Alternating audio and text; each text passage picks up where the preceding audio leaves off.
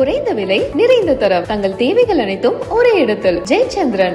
அதிமுக பொறுப்புகளில் இருந்து நீக்கப்பட்ட செங்கோட்டையனின் தொகுதியில் அதிமுக பொதுச் செயலாளர் எடப்பாடி பழனிசாமிக்கு தொண்டர்கள் உற்சாக வரவேற்பு அளித்தனர். கூடுதல் தகவல்களை செய்தியாளர் சதாசிவம் வழங்க நாம் கேட்கலாம். வணக்கம் சதாசிவம், அங்கு என்னென்ன நடவடிக்கை நடைபெற்றுக் கொண்டிருக்கிறது? கள விவரங்களை பதிவு செய்க.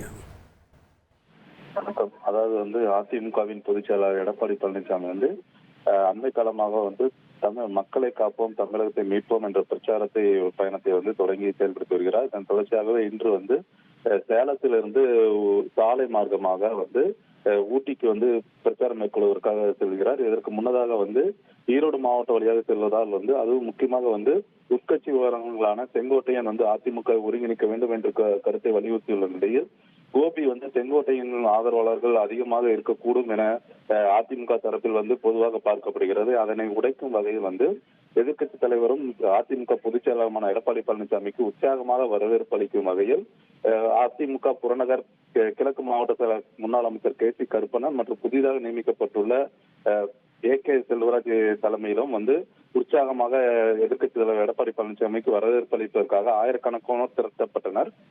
தொடர்ந்து சாலை மார்க்கமாக சத்தியமங்கலம் வழியாக மேட்டுப்பாளையம் சென்று ஊட்டி செல்ல உள்ள எதிர்க்கட்சி தலைவர் எடப்பாடி பழனிசாமிக்கு உற்சாக வரவேற்பு அளித்தனர்.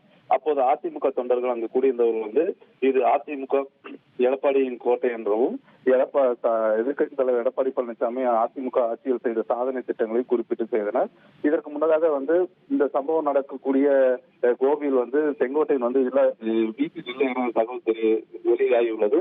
அவர் கடந்த 2 தினங்களாகவே வீட்டில் வெளியூர் சென்றுள்ளார். இந்த நிலையில் அதிமுகவினர் எடப்பாடி பழனிசாமிக்கு உற்சாக வரவேற்பு அளிப்பது உட்கட்சி விவகாரங்களில் பெரும் அதிர்வலையை ஏற்படுத்தியுள்ளது. நன்றி சதாசிவம், உங்களுடைய கள விவரங்களுக்கு. குறைந்த விலை நிறைந்த தரம் தங்கள் தேவைகள் அனைத்தும் ஒரே இடத்தில். ஜெயச்சந்திரன்.